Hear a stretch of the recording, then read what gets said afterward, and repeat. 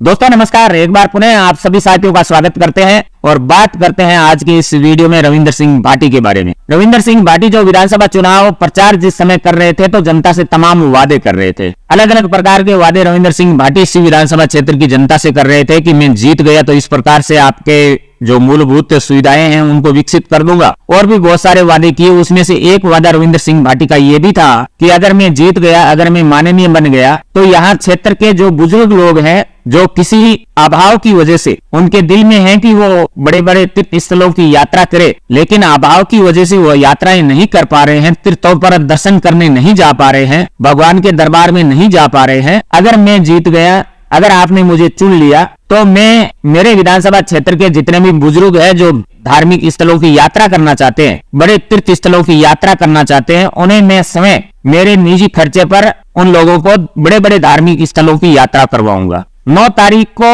Barmer railway station पर 80 बड़े बुजुर्ग लोगों का एक जत्था रेलवे स्टेशन पर आता है, और जो ट्रेन बाड़मेर से हरिद्वार की ओर जा रही थी उस ट्रेन की एक एसी क्लास बोगी बुक की जाती है, और वो बुक की जाती है शिव विधानसभा क्षेत्र के विधायक माननीय रविंदर सिंह भाटी के द्वारा। और उन बोगी में जो यात्रा कर रहे थे वो यात्रा कर रहे थे शिव विधानसभा क्षेत्र के वो बुजुर्ग जो किसी न किसी कारण की वजह से अपनी ये जो यात्रा है वो लगातार टाल रहे थे। जब उनसे लोगों ने बात की, उनके हाव भाव जानने की लोगों ने कोशिश की, तो उनके खुशी का कोई ठिकाना नहीं था। जो यात्रा कर रहे थे वो कह रहे थे कि हम उम्र के अंतिम पड़ाव पर हैं। हमने नहीं सोचा था कि एक विधायक, एक नेता हमें वो सौभाग्य प्रदान करेगा जिसकी वजह से हम बड़े बड़े धार्मिक स्थलों की यात्रा कर पाएंगे, बड़े बड़े तीर्थ स्थलों में तीर्थ कर पाएंगे। ये सौभाग्य हमें एक हमारे द्वारा चुना हुआ हमारा एमएलए प्रदान कर रहा है। तो दोस्तों अपने आप में बहुत बड़ी बात होती है किसी माननीय के द्वारा अपने चुनाव प्रचार के दौरान किए गए वादों पर खरा उतरना,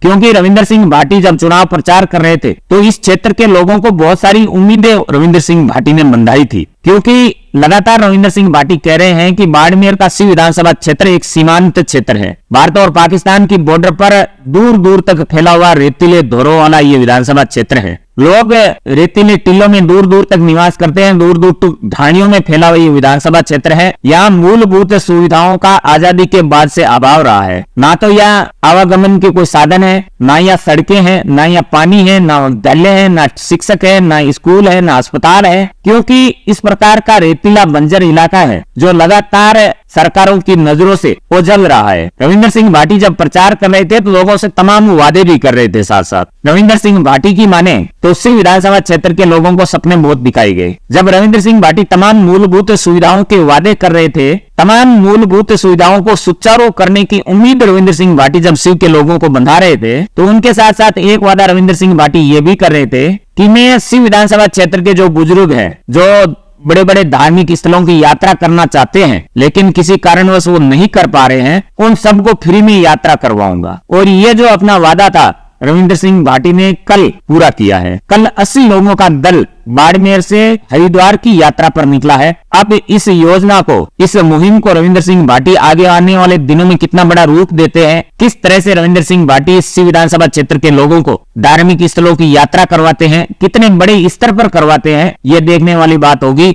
देखना यह भी होगा कि रविंदर सिंह भाटी आने वाले दिनों में जो ना तो सत्ता पक्ष के हैं ना विपक्ष के हैं, बीच वाले हैं, तो रविंदर सिंह भाटी आने वाले दिनों में शिव के लिए कितना बड़ा क्या कुछ कर पाते हैं, उनके ऊपर भी हम और आपकी नजर रहेगी। नजर इस पर भी रहेगी कि जो उम्मीदें रविंदर सिंह भाटी ने शिव के लोगों को बंधाई है उनको कितना जल्द और कम पूरा कर पाते हैं। दोस्तों आपने अपना कीमती समय दिया उसके लिए बहुत बहुत आभार। अपना और अपनों का ख्याल रखते हुए हमसे जुड़े रहिएगा। धन्यवाद।